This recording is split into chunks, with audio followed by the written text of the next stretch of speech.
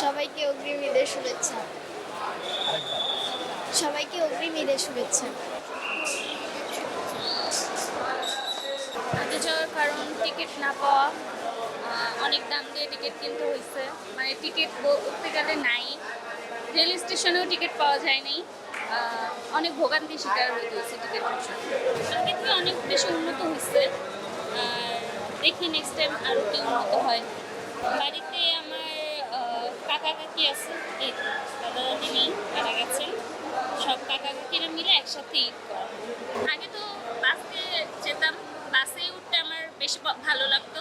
এখন দেখা যাক, এই ফার্স্ট টাইম, ছোটোবেলায় ট্রেনে উঠছি, কিন্তু এই ফার্স্ট টাইম হচ্ছে 4 বছর পর যাওয়া ট্রেনে, তাও কমলাপুর রেল স্টেশন থেকে। দেখা যাক, অনুভূতি অবশ্যই ভালো হবে, এনজয় করবো।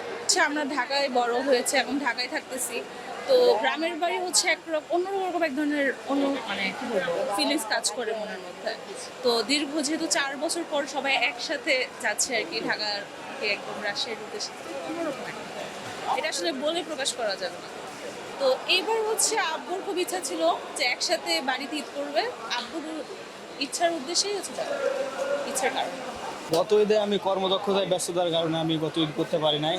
আমার কর্মদক্ষতার ওখানে আমাকে ঈদ করা লাগছে। বাট এই ঈদে আমাকে অনেক কথা বলে টুলে তখন আমি ছুটি কোনো মতে ম্যানেজ করছি।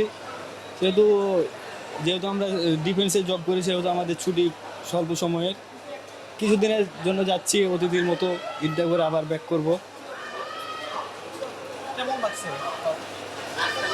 পরিবারের সাথে ঈদ করার অনুভূতি তো একটা আলাদাই আনন্দ।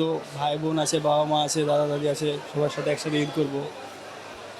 কর্মজীবনে ব্যস্ততার আগে আমার জীবন স্বাভাবিক ছিল, আমি বন্ধু বান্ধবের সাথে সর্বদা বাসায় থাকতাম, ঘুরে বেড়াতাম।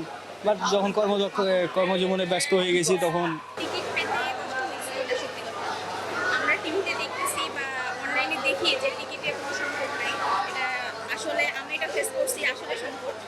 অনলাইনে টিকিট তো পাওয়াই যায় না, উত্তরবঙ্গে এমনি তো টিকিটের সংকট, তার মধ্যে ঈদের মৌসুমে আরও বেশি। আর আমি নিজে ফেস করছি আর কি। আর বাসায় আছে বাবা মা ভাই বোন, এই আর কি করছি। কতদিন পরে বাড়িতে যাচ্ছেন? আচ্ছা আচ্ছা, কোথায় গিয়েছিলাম, এই যাচ্ছি 2 মাস।